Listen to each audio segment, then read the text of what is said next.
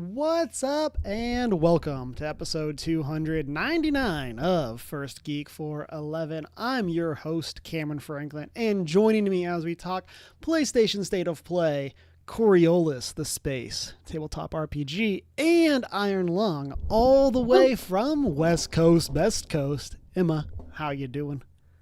Hi, I'm doing good. I'm excited to talk about things tonight. It's been a good month. Yeah, it's been a good time. I'll say this every time. It's weird when we come in and we only do these like once, maybe twice a month now. I think this might be the first time we have a twice a month news check-in that like we haven't had, and like I feel so out of practice with having to like find news topics of just like I'm not checking every week. I'm just not thinking of stuff the same way that I used to. But I'm excited Yeah. for what we have tonight. Relatively speaking, it's like a smaller news like conversation stuff, but I'm really like it's all stuff that we are like really excited for, like either Yeah. individually or together. There's some great things to And talk about. yeah, and so I think that those are always like great conversations, and I'm really excited for what we get up to tonight. Before we get into that, as a reminder for everyone, you can find us around the internet as OneGeek411. You can check out our Discord server, and then you can also shoot us an email at 1stgeek411@gmail.com and watch live on Twitch and YouTube Monday nights around 6:30 Mountain Time. And you can also find all of the VODs over on our YouTube, such as Book Club, Spoiler Casts, and of course, Until Winter's End, our Dagger Heart actual play that is heading directionally towards its conclusion.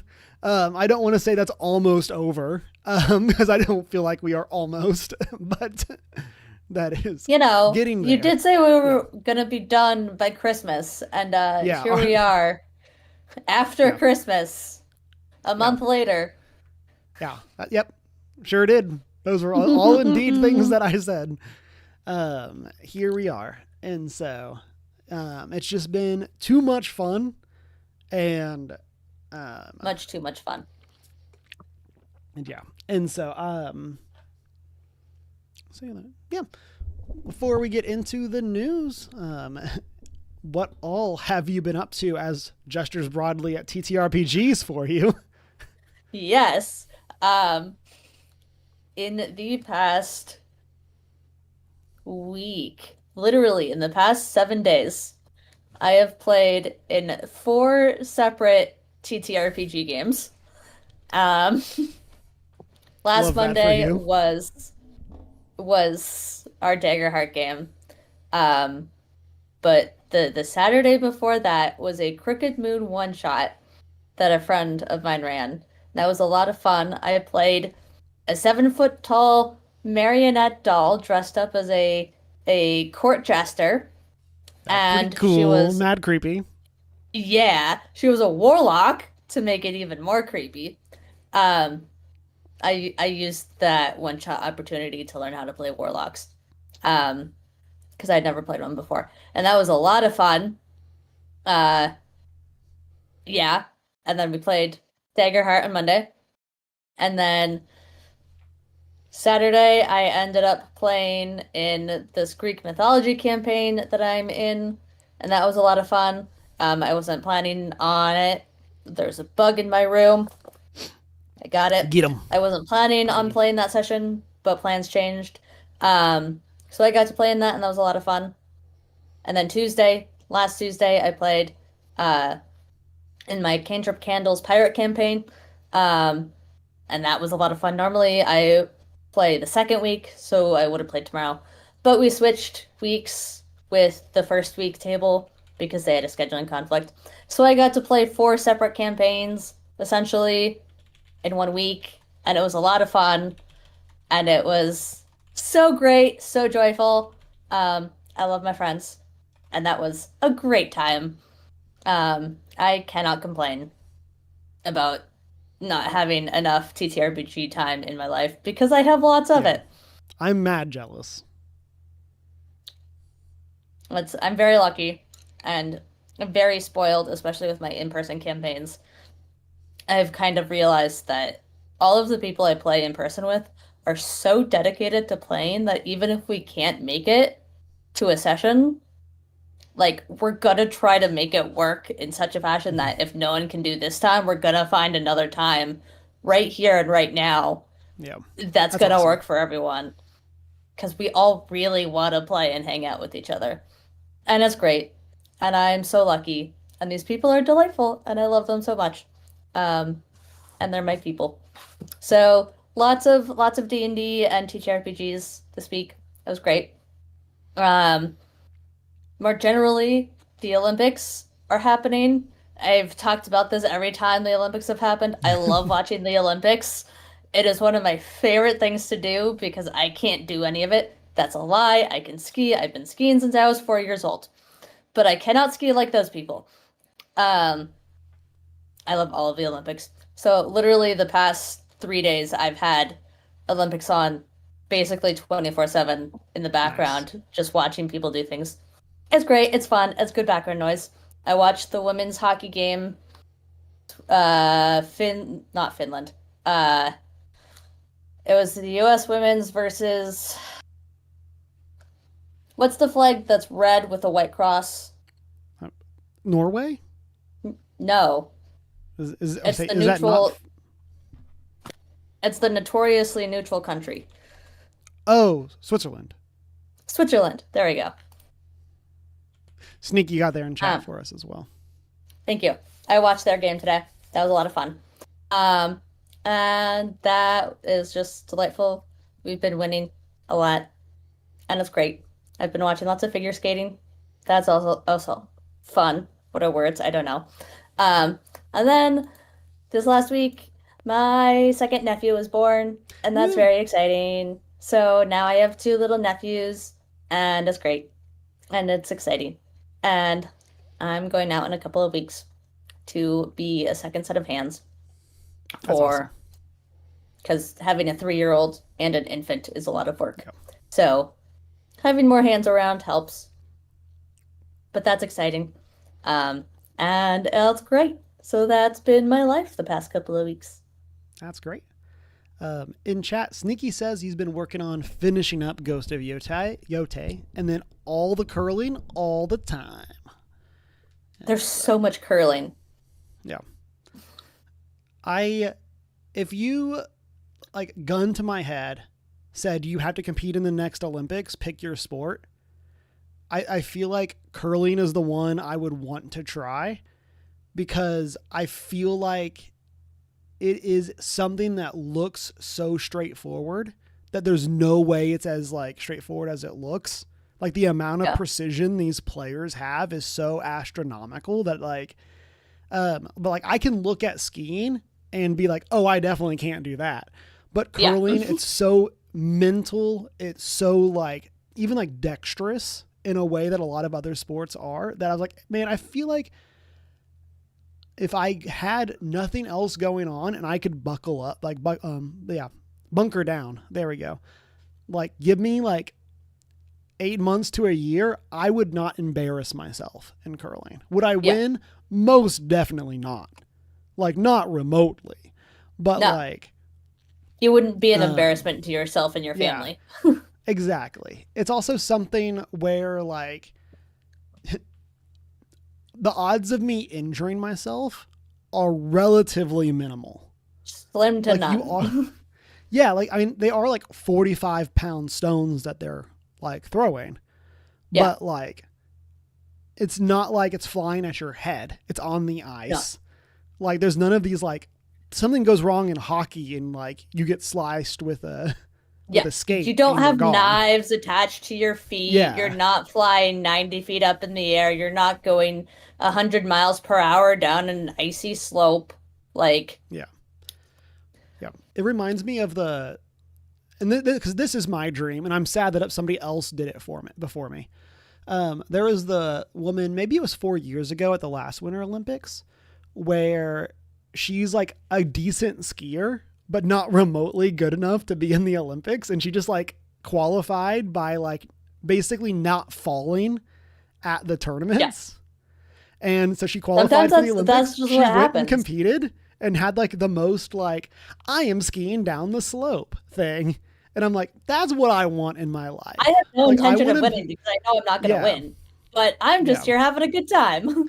yeah. I just want to vibe and like, and I think curling also being a team sport, it just looks like a party in that regard, in a way Yeah. that like a lot of other sports don't. Like, Yeah. oh man, like the curling team seems like the people that I would want to hang out with outside of the sport, like just with the stuff Yeah. that I've seen. So, chat, hit us up with what you've been up to this past week, what you're playing, what you're reading, what are you listening to, all that kind of stuff. So for me, technically this was 2 weeks ago, but I went on a cruise. It was Yeah. a ton of fun. Our third Disney cruise.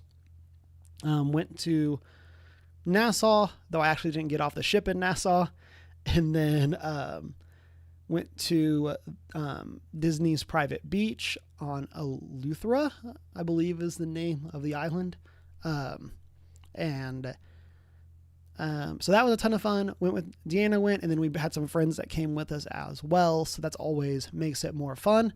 The downside is I came back sick as I mute to try to cough. And so I'm on the tail end of it, but man, I have this annoying cough and it has been a struggle.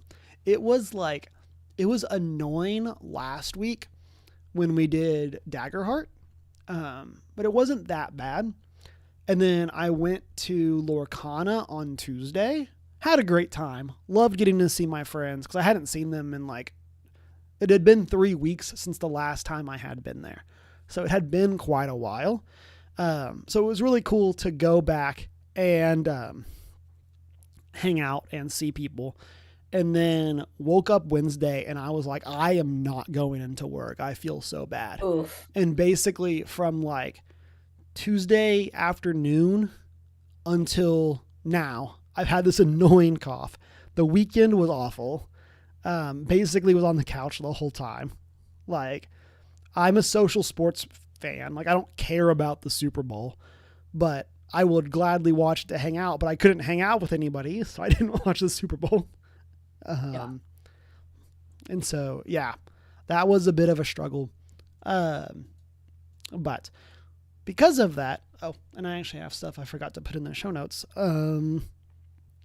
I have been making progress on Disgaea 5, which was available via PlayStation Plus, Nice. which is I think this one's from the PS4, but it's a tactics RPG, very anime inspired, very goofy, very over the top. I finished the story and I'm now in the post game stuff. And so this is a game that typically you beat the game when your character is around level 100, 150. And then there's post game challenge maps and bosses to go all the way to level 9,999. Holy cow. Where the amount that you can put in to have to get your characters to do these challenges is so absurd. But one of the reasons I like it, and this is the perfect brain space game for me right now, is because a lot of it is just mindless RPG grinding. Yeah. Of I'm gonna you have all of your weapons have slots that you can slot in stat modifiers, and those modifiers can get leveled up. So you can get one that eventually makes it so that your character earns 900% more experience. Ooh. And then you can get one that's for every point in this one, it increases your attack stat by 1. Yeah. And so grinding those to a really high level makes it so that you can grind your level up way faster because it's much easier to one-shot enemies and stuff like that. And so, but yeah, so because of that, I've been audiobooking like crazy. And so I was listening to the book, A Memory Called Empire, which is a sci-fi novel where the premise is the lead is an ambassador, and in the future, people from this I'll say planet. I don't know the size of it. This outpost, whatever. They have this like basically chip in their head that is the memories of of the previous person that did that role. Interesting. And so she has the chip that's the previous ambassador. But the problem is her chip is from 15 years ago because that was the most recent like backup of this person's memory. Interesting. And the person just died. And so she's now been like sent into the field without the correct training because she's supposed to basically have this like AI companion that's this person's memories. But she had to get rushed out, so things aren't going right. And then it escalates even further when she finds out, or when they find the dead body of the previous person and the memory chip fries. And so now she's dealing with like fish out of water. Is this a like sci-fi style conspiracy? What's going on? She's on this planet she's not familiar with, all this kind of stuff. And it's really fun. I've really enjoyed it, or been enjoying it. I'm a little over halfway through. It's a 16-hour audiobook, and I think I listened to like 7.5 hours of it at 2x speed. So like 4 hours of it. On Saturday while playing Disgaea. Like it is just such, like, I love that for Disgaea of just like, it's such a good game to jump in and just knock stuff out. And so, and then, from a show perspective, been watching A Knight of the Seven Kingdoms. We are 4 episodes into that. This is a Game of Thrones, like, prequel ? It takes place between House of the Dragon and main Game of Thrones. So like it's that weird thing where like it's a prequel to them. I didn't process A Knight of the Seven Kingdoms was Game of Thrones. Mm-hmm. Yeah. Interesting. Yeah. And it's different tonally. It's much more of a comedy. So like it is more. That's probably like, part of why. Yeah. Is that all of goofy. The promotional material I've seen doesn't read as Game of Thrones. Yeah. And then it follows Sir Duncan the Tall, who's a hedge knight. So like a knight that isn't like part of any specific household, basically like a wandering knight. And so like instead of being about these rich entrenched families, it's about some random guy. And so it's kind of cool getting to see like the Baratheons from the outside looking in instead of like these in the room where it happens characters that so much of Game of Thrones and House of the Dragon is focused on. So definitely recommend based on the 4 episodes that we've seen so far. It is on HBO, so like be aware of what you're getting into there, but like use your knowledge of what HBO tends to publish to come to your own conclusions. Exactly. And then also been watching and finished the Fallout Season 2 show. We had discussed potentially doing a spoiler-free review, but Emma's only been able to watch 1 episode. So we'll see if we're able to do that later. We'll do it. I'll say high level. I put this in the good, not great. There was some stuff that was really cool this season, and there were some really cool throwbacks to the game. I loved that we're in New Vegas. And I really like where we have gone with the characters. Some of the characters get split up at the end of season 1. And there's a bit of the like, can't we just get the team back together? Yeah. Like it feels like we like. And so that was definitely something that I like wish would have been a little different, but the cast is great and I've really enjoyed our leads across the board. And so I'm excited for more. I'm surprised that I have liked this show as much as I have, just because like I tend to like adaptations that are very faithful to the story. Whereas this one is very faithful to the tone. Yeah. And so, because it's not like a story from New Vegas or from any of the Fallout games. And so, So I really like that. I definitely recommend. We'll see, like I said, on if we're going to do a spoiler free review at some point in the future. But yeah, so far, definitely recommend. Um, I'll definitely try to watch it sometime soon. um, in chat, Varoth said they are reading Somewhere Beyond the Sea by T.J. Klune. Good book. I enjoyed that one. And then Chunk says the only reason I even looked up the score to the Super Bowl is because my mom is a Patriots fan and my aunt is a Seahawks fan. House divided, or family divided. But Same thing. and then Chunk, yeah, Chunk also said he's watching Righteous Gemstones. Um, I for me, I love the spectacle. That's what I'm here for. Of like the showmanship of like I like not even like caring about the game itself. It's Yeah. the over the top of like it's $5 million for this commercial. What are you putting on? Like what are you doing? Yep. Like, Yep. how are you making this worth it? Let alone like the actual trailers. Like we got a Supergirl trailer, and this is kind of segueing Yeah. into news, but like we're not going to talk about the specifics of these trailers.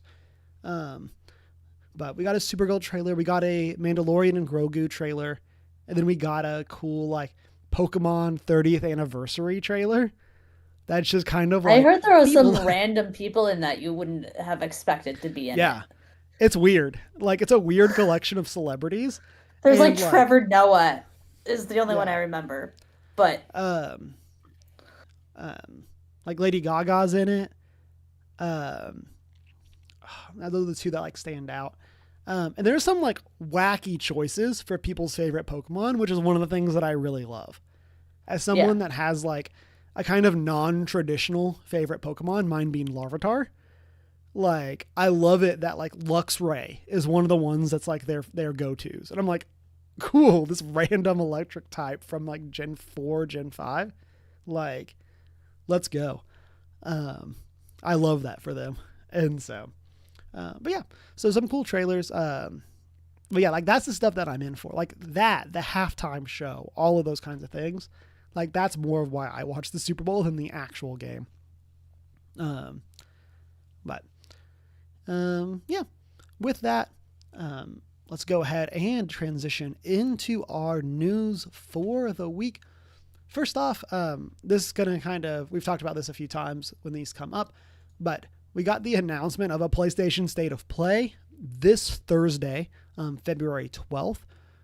It's going to be at 2 p.m. Pacific time. And so this hits like the weird spot of like, if we were doing every week podcast, we would just talk about this next week after it's happened.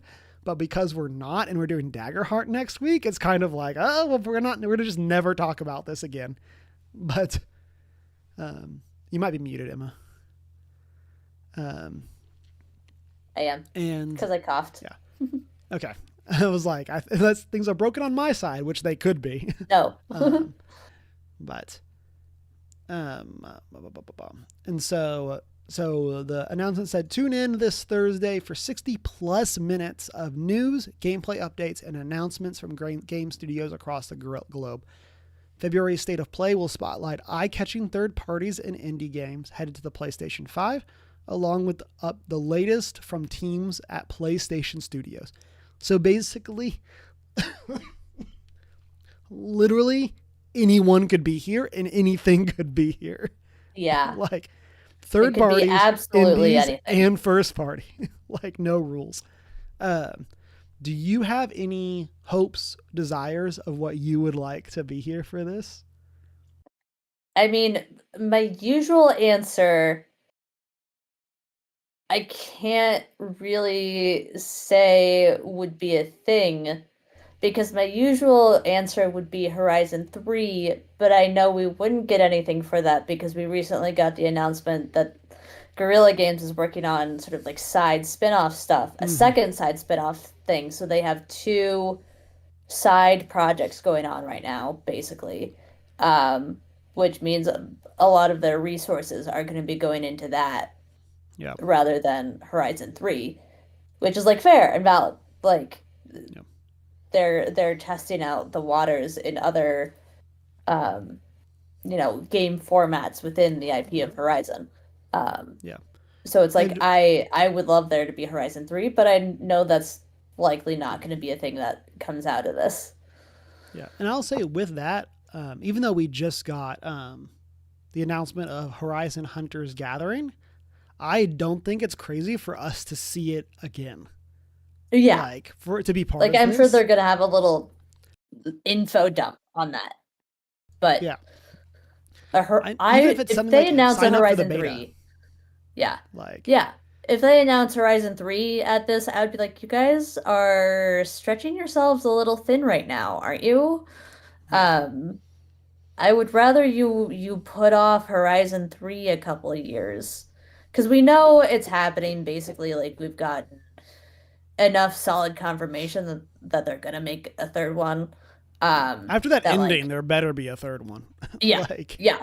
Um, but like if they do announce it, I would more be disappointed if they announced it right now than yeah, anything because it would mean that they're trying to do too much. So then the third game wouldn't get as much attention as it should within the main yeah. game line, basically.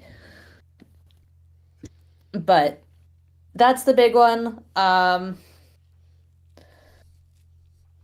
Uh,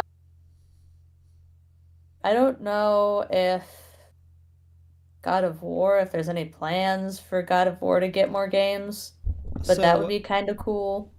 there is a rumored like 2.5D God of War game that was like Interesting. it was rumored for like last year, and then like the rumor was that it got internally delayed, Mm, um, and so like it's never been officially announced. It's been referenced, hmm um, but I think we know that Santa Monica's next like big tentpole game is not God of War. But we know that they're in the ether working on this game, and so it seems very and Nice. because I think this might be like some sort of like set up the story for the next God of War game, the next big Yeah. God of War game, and Yeah. um, so I would, yeah, I think it's not unreasonable that we could see that just because if the rumors are true, there's a chance it was going to release last year. And so Yeah. showing something now would make a lot of sense. It's like hopefully it's in a good enough spot.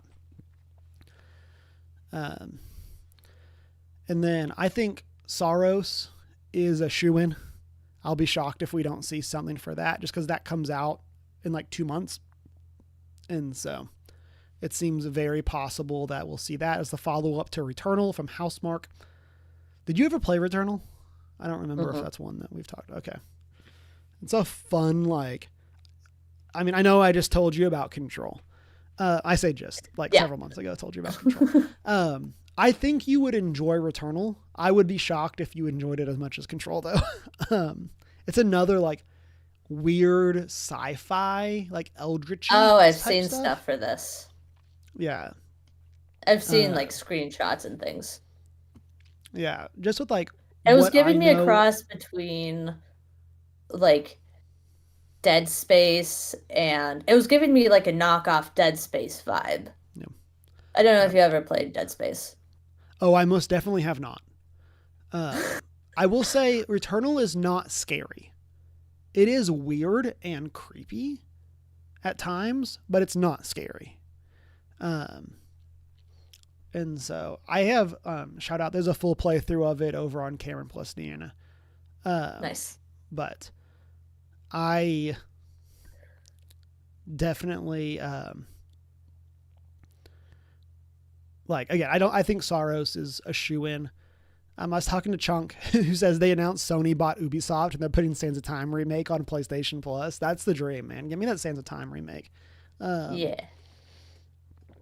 um,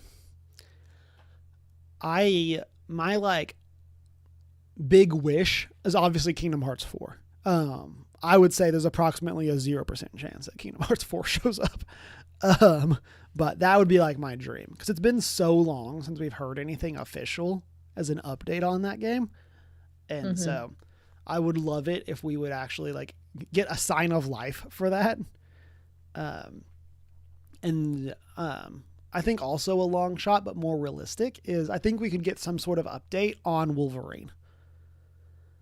Because we know that comes out this year. We don't have a release date. But like it is coming this year. My big knock against that is that it is I could see that being a Summer Game Fest announcement. Like put that in Summer Game Fest, get more eyes on it. People are hyped for Wolverine. And so I think that, and I stopped this in the middle of a train of thought. I was talking to Chunk and, he brought up Ghost of Yotei Legends as like the multiplayer expansion. Cause it's been like about the same length of time between Ghost of Yotei to now, from when Ghost of Tsushima to Ghost of Tsushima Legends was announced. And so we know that Sucker Punch is working on that game or that mode. And so it would make sense for them to show it off. And then, like third party, like this, including third party and indies, like I said at the beginning, means that literally anything could be here. Like that's so like unprecise of like who could be here. Literally anyone.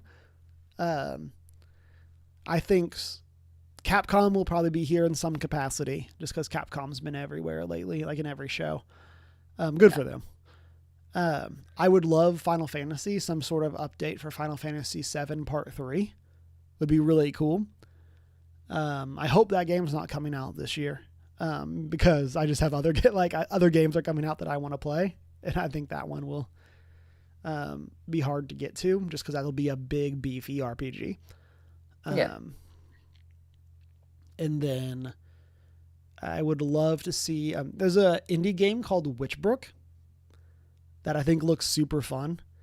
And then there's Mixtape is another one, which is like it's a really cool, like kind of artsy game. Kind of reminds me of the vibes of like Life is Strange, where you're like high schoolers and it's like the summer before you all go away to college. And it's a fun, like, interesting looking story. And that's one that I've been really excited about that I think got delayed out of 2025 that I would like to see. Chunk says they announced that Starfield is coming to PS5. I wouldn't put it past something Xbox being there. Yeah. Given the moves they've been making. Yeah. Like we got Indiana Jones, or are getting Indiana Jones. I can never remember what the timeline is. I'm pretty something sure like that. Yeah. And then I think there was recently some other announcements, but I think, we have, there's a Halo thing coming as well. So like it feels weird to say, but I would not be shocked if there's an Xbox block in some form or fashion. Even if it's just like 2 or 3 games, like not necessarily a ton, but something. Yeah. But first parties are definitely what I am excited for. And this being 60 minutes means there's hopefully a beefy look at some first party games that are hopefully not scary, because I don't want to be scared.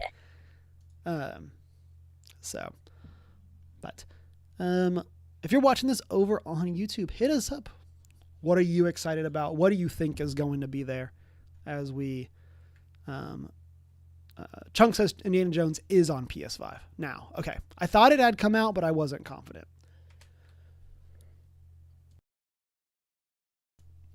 Okay. Our next topic. This one's here just for me. But I have been reading Coriolis, The Great Dark, by Free League.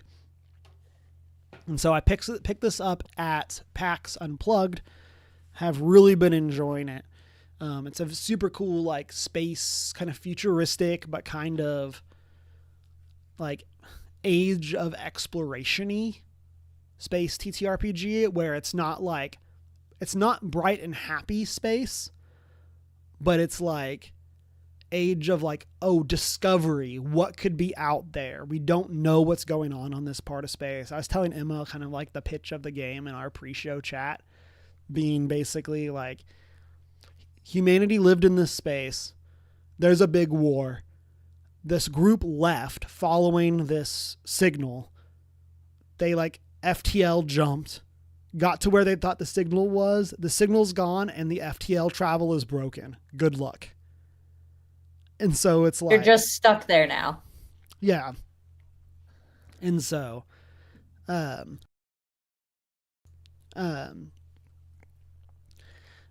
I am super interested in the game, and we just got the announcement of the campaign for it, The Great Dark Flowers of Algarob. And so that's what we got as our screenshot. But the summary starts out, Levon was a true explorer and a true friend. He went farther and deeper than anyone before him. Who can forget the ascent of the ice citadel of Nidhalem, made without proper climbing gear, or the third survey of the Red Garden, where he mapped the final strata with a broken leg and a wounded arm. That was Levon Nahara, endless, fearless. As we pass him in the uncharted spirit, we do so with gratitude. May the blessings of the three guide him, and the icons show him mercy. And so... then it says, the death of an old ruin diver and a missing stone tablet mark the beginning of a strange set of events in the depths of Ship City. Soon the explorers are drawn into a web of intrigue and ancient secrets that threaten the very fabric of the Lost Horizon itself. And so, so this is cool. I am a sucker for a pre-written campaign. Daggerheart is the first time I've actually been like writing a full campaign, like entirely on my own. And, well, it's definitely fun. One of the things that I struggle with TTRPGs is I like really weird ones. And the problem with really weird ones is that a lot of times it's hard to figure out what's going on if you don't have like a starting point, or say if I don't have a starting point. And so like having a campaign that like a big part of this is like delving into ruins and finding these alien, like the blight, and fighting them and dealing with like the corruption of your humanity. And like the rule book is really cool and I'm really interested in it. And like actually having a thing to give me guidance on like how to build these ruins besides what's in the rule book is really exciting for me. And then I also just am like a huge fan of like, man, give me cool maps. Like the art in this I think is super cool and I'm excited for more. And so I'm really excited for this. I haven't picked up my copy yet, but I am planning to do that, and then that gets the PDF also. And so nice. I am very interested. There is, plot twist, a good chance that at some point in time we play Coriolis here on the channel, because observant viewers will notice Coriolis stuff moving around in the background as we play Daggerheart. That's something that I'll call that out now as something that's been going on, is like I've been like intentionally putting Coriolis stuff behind me during those sessions. And also content that's right up my alley. So yeah. I think it'll be a cool tonal shift for us from Daggerheart as well. And so we'll see. I doubt we will play the full campaign, just because that's going to be a lot of game. But if we happen to, I'm also not opposed to that. But yeah, I think this is super interesting. I'm really excited. Like I said, the game is super cool, from what I've read. And so I'm definitely looking forward to it. This is definitely in the like smaller news category, but Cameron is hyped. And so we will, we'll put like the Avengers font up and say like Coriolis will return to First Geek 411. Yep. At the very end of the credits. Yeah. But yeah, like I said, we'll be talking about it some more. Hashtag eventually. So we'll see what happens there. But now with all of that, Emma, we got some talk of this What I feel thing like that is, is a good segue. yeah, like this is one of your fandoms that I feel like I always forget, like, is a fandom. That's because I don't talk about it very much Yeah. because it is a like unless you're part of it, there's not really much to talk about. Yeah. So, what do you So, got for us? I've got something that I could talk about for hours for you. Because I personally am so excited about it and so obsessed. For the past 12 years, at least, minimum, I've been following this dude on the YouTubes called Markiplier. If you don't know who Markiplier is, all you really need to know is that he plays video games and he's funny and he's known for doing that and he's known for also making fun short film projects on the side and uploading them to the internet for free. And I love him, and he's one of the biggest reasons that I went to film school and said, that's something I can do with my life, and I'm going to do it because Markiplier said that I could. And that's why I am now where I am today. But recently, he released a feature length movie that he funded himself. There wasn't a single studio involved. And mind you, this is a guy with 39 million followers on YouTube. He is established. He doesn't have to make a movie to earn money. He's got that passive income rolling in. But this was a passion project of his. And Iron Lung is an adaptation of an indie video game that's maybe an hour long that came out in 2022. The whole plot of this movie is that there's a cosmic apocalypse and a convict is welded into a submarine to go explore in an ocean entirely of blood on a desolate moon. This movie, not up Cameron's alley. Yeah. It's up my alley, but it's I will not say, up Cameron's I alley. 100% specifically chose this picture for our like image for it because it was the least scary one. So, I don't know which picture you picked, but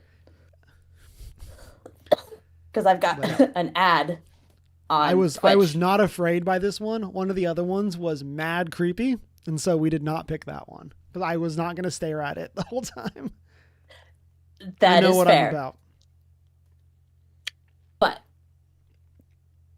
independent movie made by a YouTuber without any studios involved.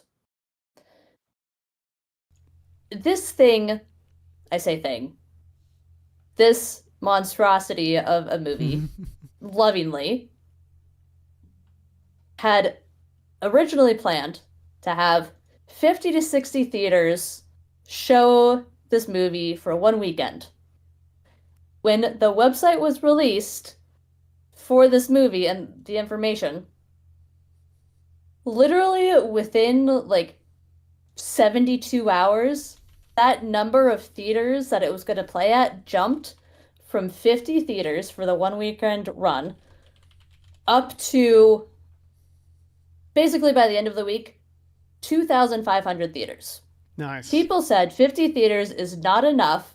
We need to get this movie into more theaters before the movie had ever even been released. And it was planned for a one weekend run, which was not this weekend, but the previous weekend, so last weekend.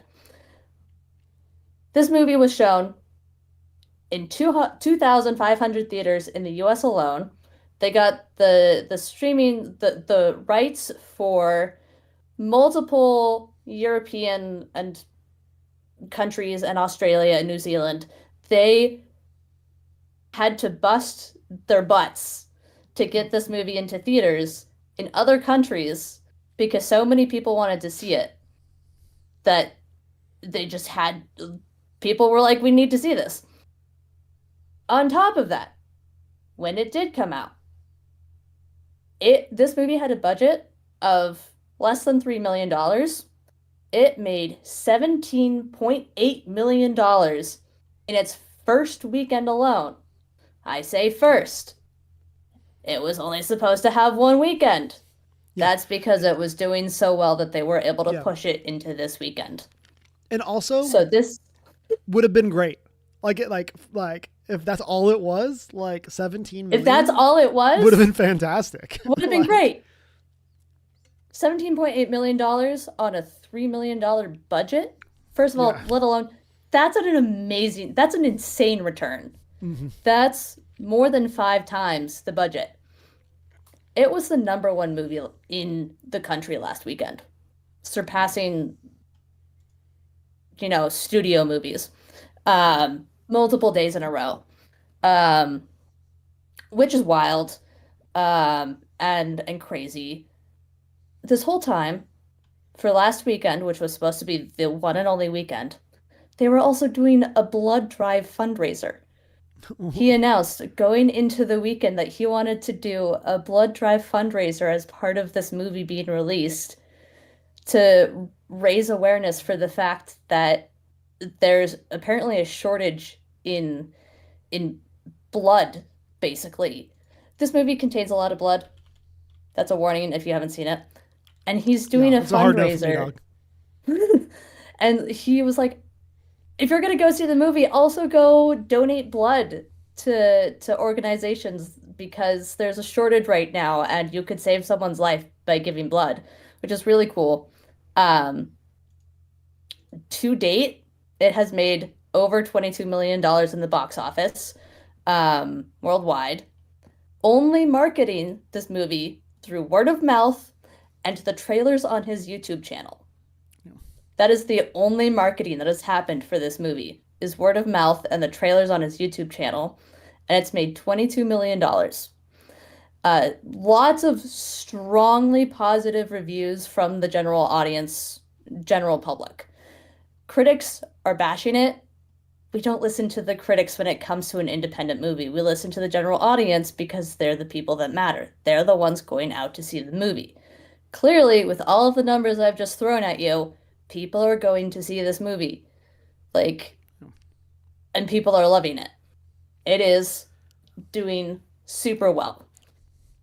Yep. And I say all of this to remind everyone that this is a completely independent movie, and it is a huge deal that it is doing so well because it is breaking records essentially that we didn't know existed in the sense that it is proving you don't need a production company involved in your projects at any stage in order to make something yourself and have it do well. Yeah, this guy has been established in the entertainment industry for like 16 years, 15 years at this point via YouTube. But he is proving that if you work super hard and people know that you're a genuine person who means well and is going to work your butt off to make something Mm-hmm. good, they're going to support you in that the entire way.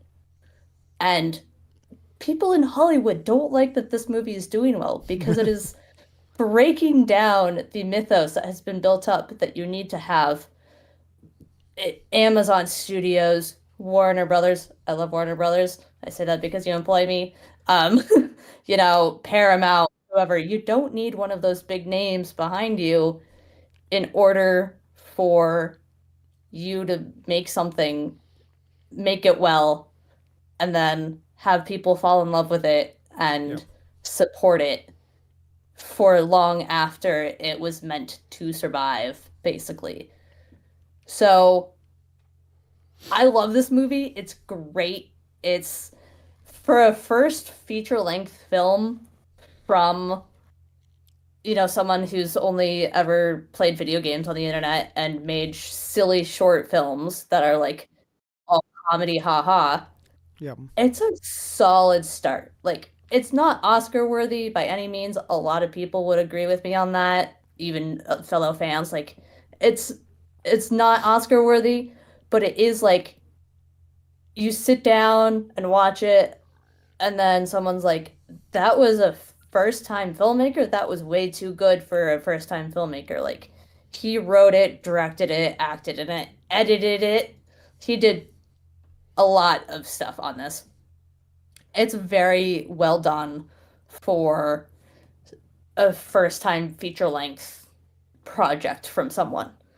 It's I went in expecting his usual level of silliness for a production and was blown away by it. Um, and I wished I could have seen it in theaters a second time, but my schedule didn't allow for it. But I'm also not complaining because when I saw it early at the Chinese theater, and Markiplier may or may not have been there, and it was a great day for me. I had a good time. Um, and just it is the prime example of why sorry it's the prime example of just like don't let the system tell you what you can and cannot Yep. do when it as long as what you're trying to do is still good and contributing to the world. Like if you're Yeah. trying to contribute something good and positive to the world, like a piece of art, and the system says you can't do that, do it anyway. You're contributing good art to the world, and they're gonna get mad at you for it. Make it anyway. Because Yep. if you keep making it, people are gonna show up and love it and have their lives changed. And then they're gonna support you as a thank you for changing their lives. So then you keep making stuff and they're gonna keep supporting you.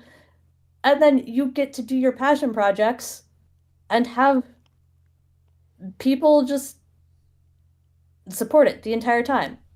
Yeah. So,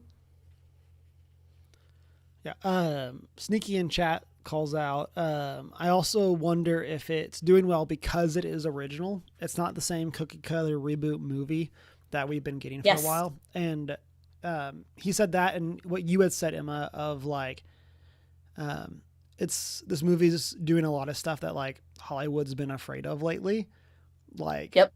and this is not Yep. just Hollywood. This is true for video games as well, and for a lot of media. Of like, a lot of the investment money has been scared, and so they're trying to place bets on sure things. Um, and I think one of the places that like this movie like seems to be doing really well is they had a reasonable expectation based on the budget that they made. Yep. So like And they knew what this they could do and yeah, what they could like not do. yeah. And like obviously $3 million is a lot of money in general. Yeah. Is not really Yeah. a lot of money for a movie.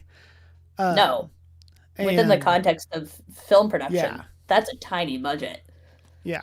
And I I think that that's like a great thing of like, and that, like this is kind of what I said of like, hey, if this had just opened, was that one weekend and it made 17 million, like that's fantastic for a small Yeah. film from an indie company. That's their first thing. Like this is a small production. This is not trying to be a gigantic blockbuster that needs to make Mm-mm. $80 billion. Obviously, that's way extreme, but like it doesn't need to make Yeah. like 500 million to break even or anything like that. No. Like this is just it's something that like can have a reasonable expectation for return, and I feel like that's Mhm. something that like a lot of people, as in a lot of companies, struggle with. Of like, just be happy with some positive return on your investment. Like, why does everything Yeah. like again? This ended up being crazy, but like, even if this has only made Yeah. 10 million, like that would have been great.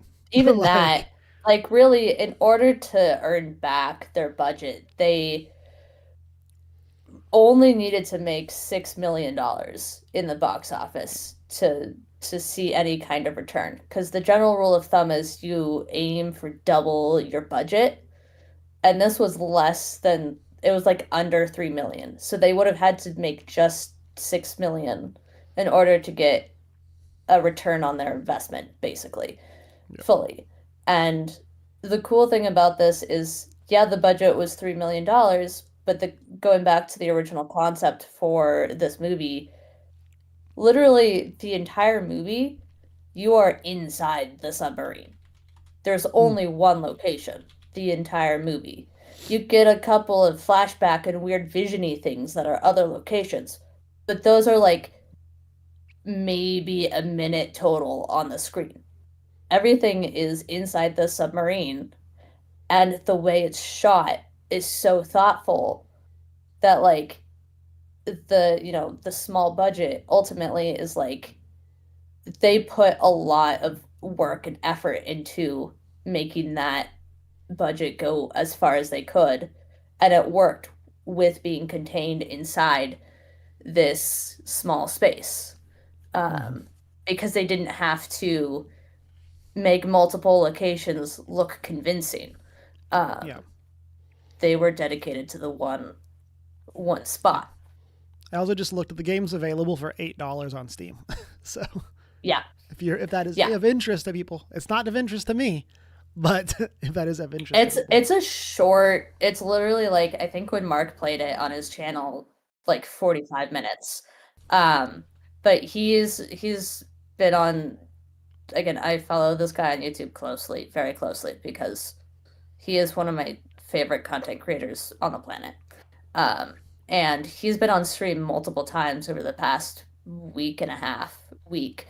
And basically, with the projections of the numbers going the way they were last weekend, um, he has said that he never expected us to like support him so passionately the way that we have, in projects like this, and be with how well it's done at the box office. He really wants to give everyone who worked on the movie a huge bonus with the box office money, which is really cool because mm-hmm.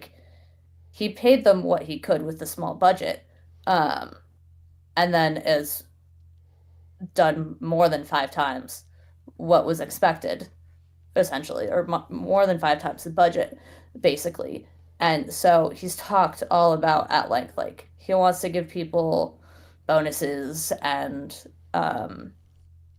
like it has opened up a lot of avenues of for potential projects down the road, which is great. But he's also this movie took him 3 years to make, Mm-hmm. because he did a lot of it himself. And he's just like, I'm just gonna like sit here and do normal everyday stuff for a Yeah. while before I do anything else, which is fair because this movie, again, very good for a first time feature length movie that essentially went worldwide. Um, so I'm so proud. Yeah. Sorry, had to cough. You're good. We're both We're coughing both there. tonight. Yeah. It's been a struggle. We're both in this state of existence. Um, and it's just a cool way to use the platform you've been given through hard work is Yeah. to make not only make passion projects that you have, but also then use them to do charity work on top of that. Because again, he promoted and attached a blood drive charity run, Mm-hmm. to the first weekend of this movie showing, and really encouraged people to go participate in that. And he's known for doing charity work for years. He's done that for years, and it's cool to see someone using their platform and their passion projects to continue to encourage charity work. So, Yeah. yeah. I'm excited. I'm really excited to see where it goes. Um, Yeah. as we've joked, this is definitely not a movie for me, but I love Oh. I love when people are, I love passion projects. Like that's something that's like, Yeah. hey, even if this isn't my vibe, I love people that care about stuff, seeing success in the thing that they care about. Yeah. And so, in chat, Chunk says they used 80,000 gallons of fake blood for the movie, and says I Yes. wonder how They much the broke budget was they for that. they broke a horror movie record for the most amount of blood used in a horror movie. Which makes Don't like more that. sense when you see the movie, which of course you're not gonna Yeah. go see. But it's a very cosmic horror psychedelic movie, like a horror movie when it comes to what genre of horror it is. And it takes place in an ocean that's entirely blood. Yeah, So I you like kind that. of connect the dots and go, oh yeah, I can kind of believe that now, Yeah, hearing that stat. Um, and not a fan. but there's weird, toothy skeleton Yep. monsters and cameras that are really just X-rays, um, because normal cameras don't work in blood or whatever. There's lots of cool little details that are also just like when you really think about it, it's like that is actually kind of horrifying. Yeah, Um, I don't like any of so that. yeah, you would not Good. have a good time, Cameron. I Yep. had a Good great for time. y'all. Good for y'all. I'm happy you're happy. And again, I'm happy this is being very well received by fans. I was looking as you were talking at the Metacritic, and like this only has like 8 critic reviews, like which is Yeah, so again, few. we Like, we don't listen to the critic reviews, especially for a project like this, yeah, because we've known Markiplier is one of those content creators where like we've seen the quality of content that he's put out in the past, which is actually quite good, especially when you add on the knowledge of the kind of budget he's had. Um, like small budget for the size of the budget, the kind of content he puts out, very good quality. That's just they don't critics don't like to take into account the budget, mm-hmm. Yeah, in my experience. uh, yeah. I'm excited to see where it goes. I assume probably at some point there'll be a streaming deal or something like that if there's not already. He And so, I could also talk about this because I listen in on his live streams. ooh, okay. Um, he does not want it to he doesn't want mainstream streamers to have it because that would then mean that a studio would have their fingers in it. Mm, So he's right now he wants to get it onto physical media. He wants to do either a DVD or a Blu-ray. Um, and then if it does get like some kind of streaming thing in the future, would probably be either on a small platform or like a at my guess is he hasn't spoken on this specifically, but my guess is a pay to watch on YouTube, mm, because that's his home base platform. But he for sure wants to do physical media, which is great because we don't see a lot of movies going to physical media these days. And especially for an indie project, that kind of thing is so important because then people can buy it, and when they buy it, they own it. So they actually, one of the big conversations happening in entertainment these days is when you buy a digital version of something, you don't actually own it. You can only just watch it on Amazon. So if you buy an episode of a show on Amazon, you don't actually get the file. You can only just watch it on Amazon. Um, but he really wants to make sure that people get physical copies of this, and get it out into the world that way, because then it'll never really disappear. yeah, Um, so yeah, very cool. Uh, I think this will be a good time for us to call the episode for this week as I'm coughing like crazy. I probably talked more tonight than I have like most of the weekend, at least in one sitting. And so we're going to call it there. Say we will be back next week with Daggerheart playing until winter's end. Hope everyone can come back and join us as we continue our adventure. Our players will be level 7 and having a good time in this new upper part of tier 3. And so hope everyone can come back for that next week. And then, yeah, some cool stuff coming there. And then hopefully we'll be back in 2 weeks with a normal chat podcast. And so, all that said, have a fantastic week. We will catch you later. Bye. bye.